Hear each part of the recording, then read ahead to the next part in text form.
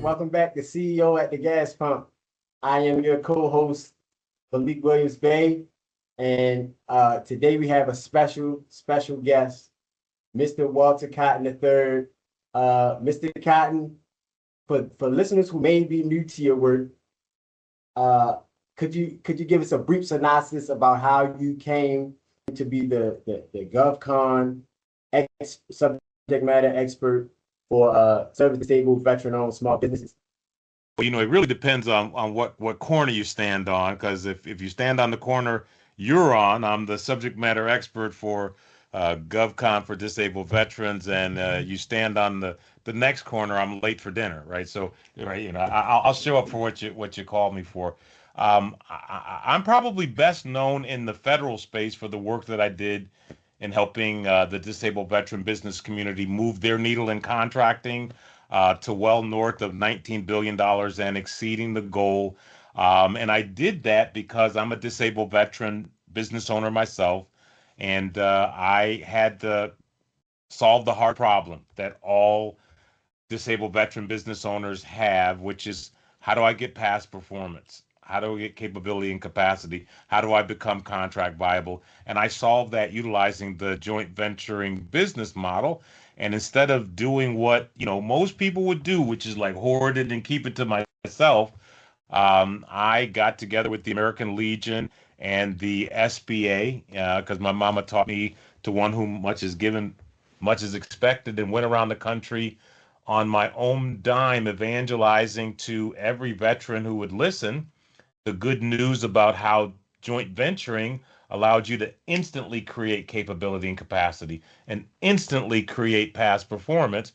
And we were able to use that approach as a collective to exceed the goal. And you can't do that kind of selfless work around the country without getting the attention of the administration. At that time, the Obama administration was in office, and they were writing their seminal jobs creating legislation, which is the Jobs and Credit Act of 2010.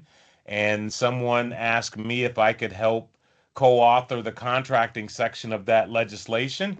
And so I did. And it was there I wrote the foundation for what today is SBA's All Small Business Mentor Protege program. And I just fell in love with government contracting. I fell in love with seeing veterans and people who wear my social uniform succeed. And, the creek rock and the wind blew, and I got a call from Malik that said, "Hey, can I have a conversation with you?" So that's about the long and short of it.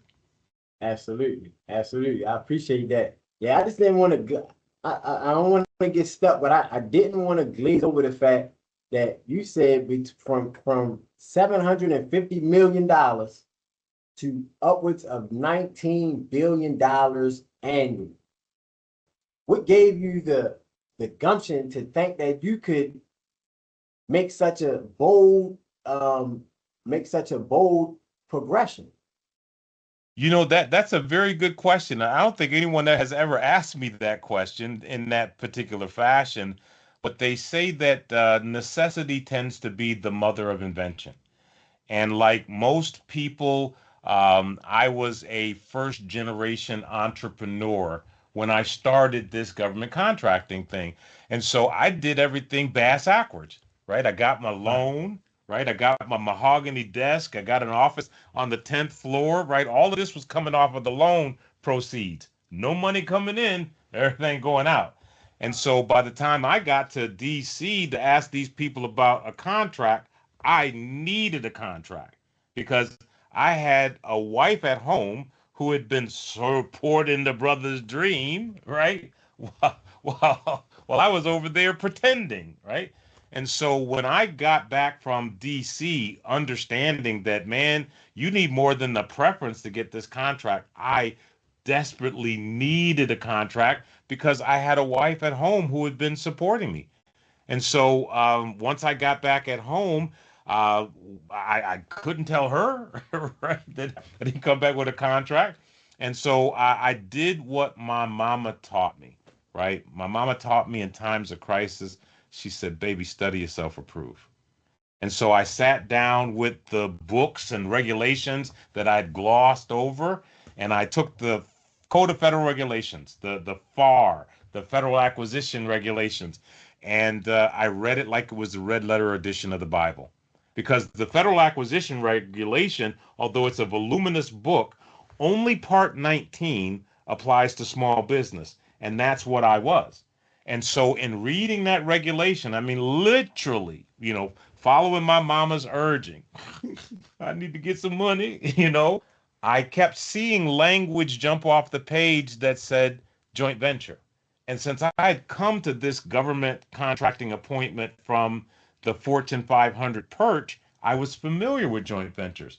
And I was like, wait a second, it looks like they authorized this right here. And if you could, take my preference and find another company that's already got the past performance, we could joint venture, bada bit, bada boom.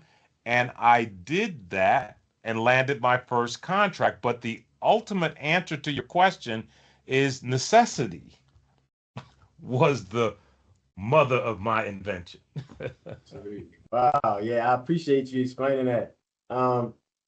Before becoming the SDVOSB community's first national spokesperson, what gaps, besides the ones that you just identified, what gaps did you observe in how the federal government engaged with veteran-owned businesses and, the application process and going through obtaining a preference? What gaps did you observe in how the government was engaged in veteran-owned business? I observed huge gaping gaps, and I'm not going to say that I'm the sharpest tool in the shed. I'm not the sharpest pencil in the bunch, but I'm nobody's dummy, right? And, I'd spent some time, like I said, as an executive in a Fortune 500 company. I got my sheepskin, got my undergraduate, my concentration in forensics. So I was nobody's dummy. But navigating the federal government support systems for small businesses was like, it was like navigating a maze. It was like whack-a-mole. One thing jump up and you bang. It was crazy. And so I got through the gauntlet and came out on the other side with my contract. And I said to myself, man, if it was that difficult for me to get through those systems, right?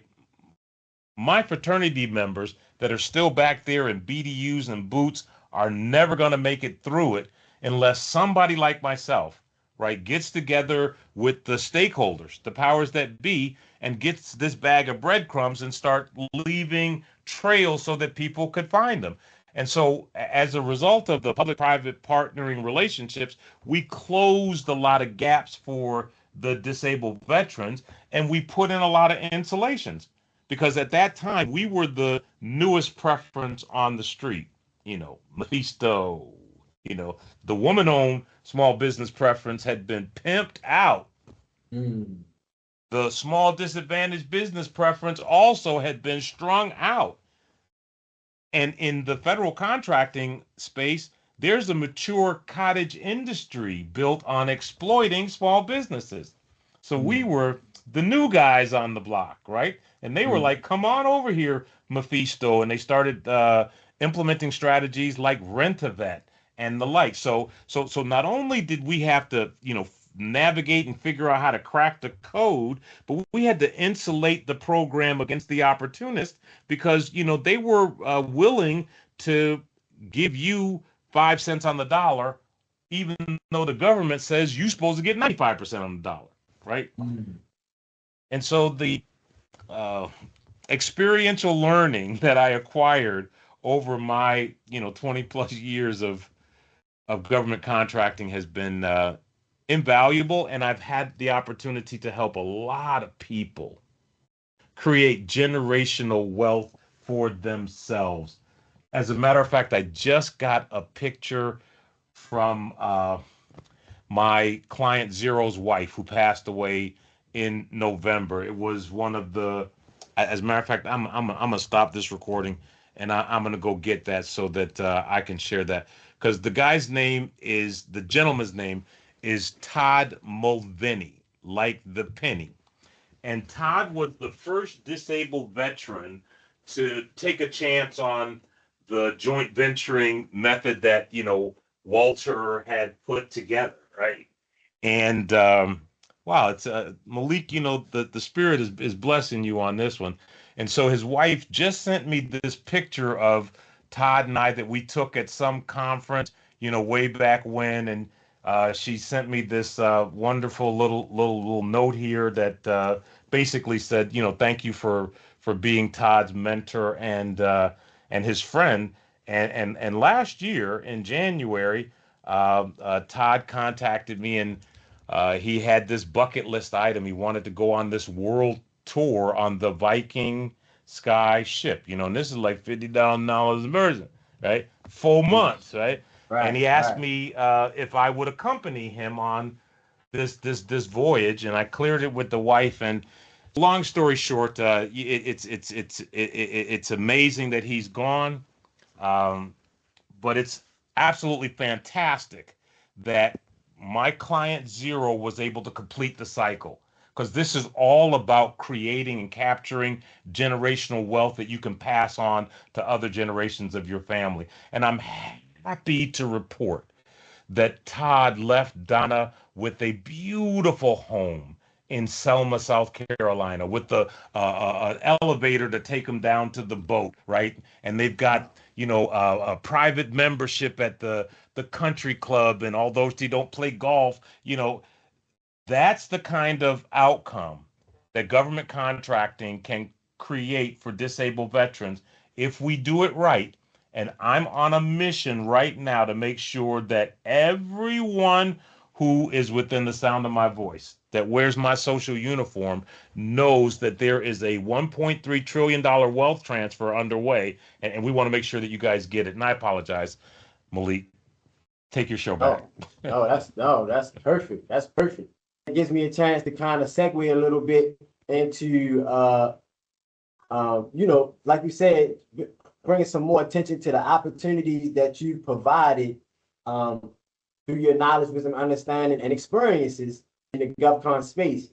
So could you inform the audience more about upcoming plans in reference to your government contracting curriculum and how that could possibly transform the next person's life into creating generational wealth for their family? Well, before I talk about what I have planned and what I'm doing, I want to send out a strong warning to the contractor community. And I want to send this warning out because the acquisition community right now is in a state of flux because of the things that this administration is doing to centralize contracts under the federal government's purchasing authority, the work that they're doing in the area of dismantling DEI, and the kinds of things that AI and Doge and the like is having on our acquisition system. Right now, the rule of the day is change. The word of the day is change in acquisition. So it's not business as usual. And I'm saying that because there are a lot of people out there that have been waiting to see what Mr. Cotton was going to do next, right? These are the government contracting subject matter experts that you've been listening to for years. And these people wait to hear what I'm going to do before they come out with their next thing. And right now, they're telling you to do things that you should not be doing, right? And I'm saying that because we don't know exactly what the landscape of acquisition is going to look like, once they get through with all of this centralization and the establishment of mandatory contracts. We've got policy issues that are going through the Federal Register that are getting kicked out, like VA's decision a couple of days ago to, reduce the benefit availability for veterans. And so I'm going to caution you to study yourself-approve as you are deciding what resources will guide you through this next acquisition season, because the waters are going to be turbulent. That all being said, I've gone through the process of taking my system, which started as a joint venture in a box, right? That was the first product. It was joint venture in a box, right? You could could buy my contracts and things like that and make it happen. And then that has evolved into the cotton approach, which is a more holistic approach to GovCon, which includes tools, systems, and procedures. I haven't updated that program in the better part of 4 years. There was no need to update it. Right. Now that we're at this critical inflection point, I found the need to sit down and revamp the system. I looked at all of the tools, I looked at our AI providers, and we've now revamped the system. And so we're relaunching a brand new, GovCon 2.0 for you to take advantage of. And I'm moving that out to a April, May time period for one simple reason. The next class is going to be April, May for one simple reason. We finally got the VA to allow us to utilize their self-employment track under VR&E. And so one of our colleagues, Ratwan Hill, you guys are going to hear about him. He's going through the process right now of putting a solution on the street so that we could pre-vet the VR&E participants that are going to take advantage of the VA benefit and be a part of the next class. So I want to say that in a streamlined fashion. You need to holler at this kid named Ratwan Hill. Absolutely. If you're a disabled veteran and you have that VR&E benefit, because you can use it to pay for my class if Mr. Hill helps you get through the system. The rest of you hard necks are going to just have to pay the full freight. Hey, they say you pay how you weigh, right? Yeah, pay how you weigh. Hey, where there's no investment, there's no appreciation. I learned that a long time ago. So those of you that are out there, looking for the next freeware, right? You want to go to SCORE and, get the next free consulting service. Let me disabuse you of the idea that stuff is of value, right? Because at the end of the day, I never really liked that organization. I never really thought it made sense, because it always seemed to me that if the organization is made up of all retired executives, we're talking about people that have, outlived their useful life. That's why they're no longer with the company. That's why they're no longer with the company. That's a good point. And you're going to be sitting there I've actually sat down with some of these advisors, and don't get me wrong, I'm not painting with a broad brush. There are some of them that are worth their salt, but for the vast majority, that program has been a tit on a bull. And if you go back and look at the congressional hearings, they've said as much. They've poured billions of dollars into that program and have not seen the commensurate return on improved value from our contracting community. And ergo, that program is going away just like the rest of the tits on the bull. I had a brief experience with SCORE, just to know that, I'm sure you've had a lot more experiences and heard a lot more stories than me, but yeah, I'm just through my own small myopic lens, I have to agree. Yeah, not to down talk them, but just my experience, yeah, they was unresponsive.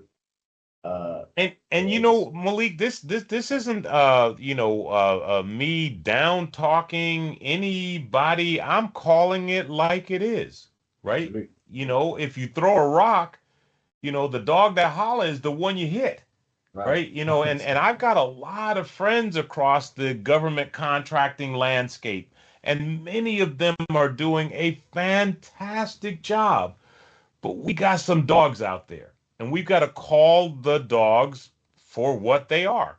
Then we have to equally look at the fact that, all prospective contractors were not created equal.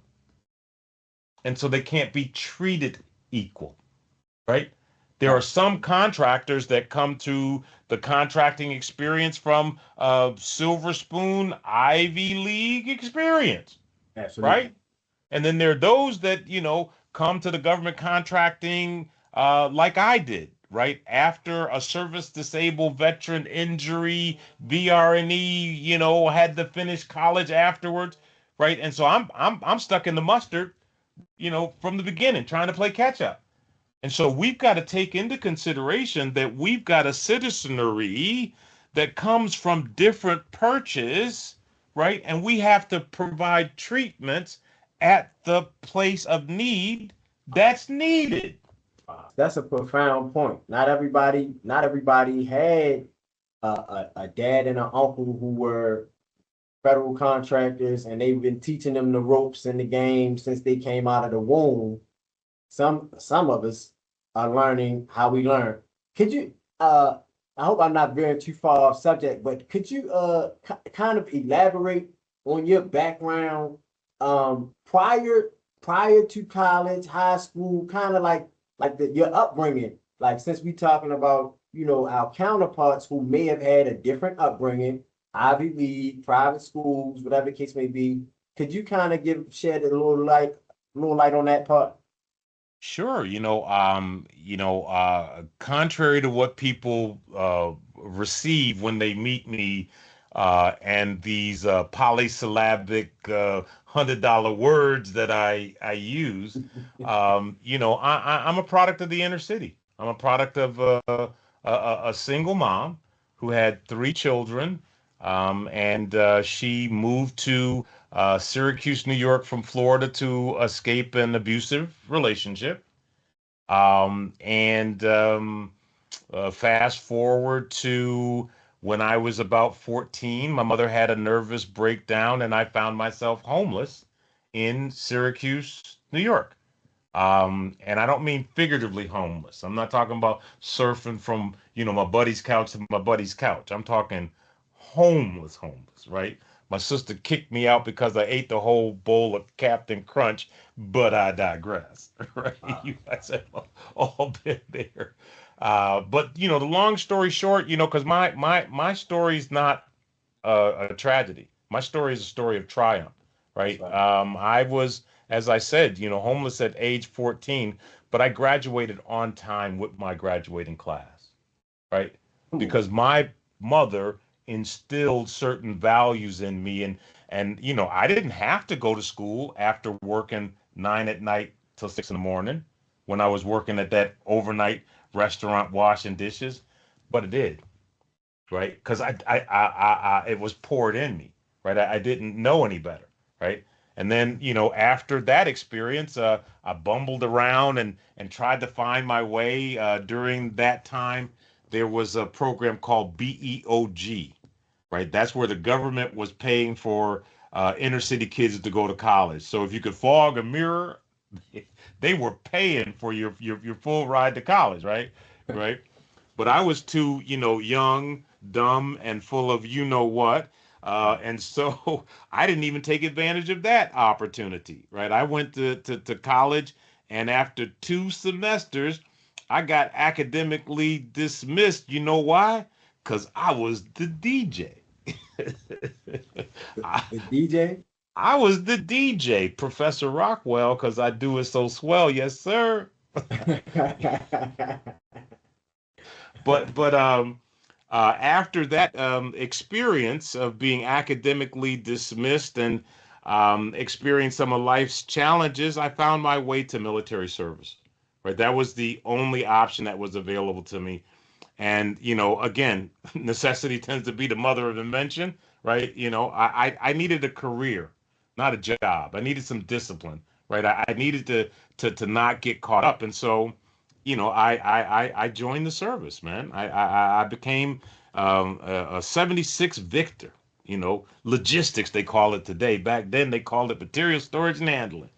And I was determined to become an officer because I was enlisted at that time.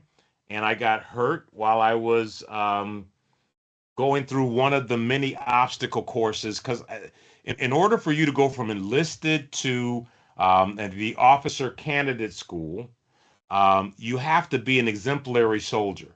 And so they have these things like these competitions: soldier of the month, soldier of the quarter, soldier of the cycle, right? And so I would be in all of those competitions because I had my eyes set on the prize. I was going to get them to send me to school so that I could become an officer. And I got too zealous on a grenade range and hurt myself, tore up my knees, and they gave me an option. I could be the NCO at the gym passing out basketballs and towels Mhm. the rest of my career, or I could take the early retirement. And I took the early retirement, and that made all the difference because there I was able to go through vocational rehabilitation and get my degree at the University of South Florida in accounting with an undergraduate in forensic accounting. And you know, one of the lack of guidance things that we don't have in our community is help in determining what profession you want to go in. And so even at that particular point where I had the entire, you know, the entire college catalog to me, you know, I was there responsible for making the choice in my silo, right? You know, what profession do I want to go to? And you know how easy the decision was for me was accounting. They work with the money, right? That's what Absolutely. accountants work with the money. So, you know, they work with the money. You know, I want to be with the money. I didn't know anything about debits and credits. Right? I didn't know anything about all of that good stuff. But, you know, long story short, after I finished my college degree, I immediately realized that I was a serial entrepreneur. Because while I was in school, I was graduating as a mature black male into a predominantly white Anglo-Saxon male profession, accounting, right? Mhm. It was the Right, big six right. accounting firms at that time. And, you know, I looked at the promotion trajectory to partner and all of that stuff. And I also saw that at that time, the consulting side of the practice was starting to buck, right? You know, the consultants, you know, it's like we're doing the information technology stuff, but we can't be partners because we're not CPAs. And that's when Arthur Anderson split and became Arthur Anderson and Anderson Consulting. So to make that long story short, at the perch that I was looking at that from, I said to myself, it's not highly likely that a 20-year-old black male is going to get on a trajectory to become a partner in one of those organizations with the change that I saw. And so what I did was I looked to see what was emerging in the industry. And what was emergent in the industry was accounting information systems. We called it AIS. Today, you guys know it as QuickBooks, right? You Mhm. know it as TurboTax, but back then they were you know clandestine programs like Great Plains and Sima. And so when I graduated I did my last exam, and the next morning I got on a plane and I flew out to Arizona to buy my first franchise, and it was a Sima Accounting Information Systems franchise, and that's how I got started in consulting. That's high level. I'm glad I see that question for right now at this moment, at this time, because I don't know how I didn't ask that before. But thank you for sharing that with us. Well, Mr. Cotton, I think that was a high level overview for our legacy interview with CEO with CEO at the gas pump. So with that said, any closing remarks that you would like? Because I think that was a showstopper of what you just ended with. But if you would like to give any closing remarks, and then we're gonna go ahead and let you reclaim your time.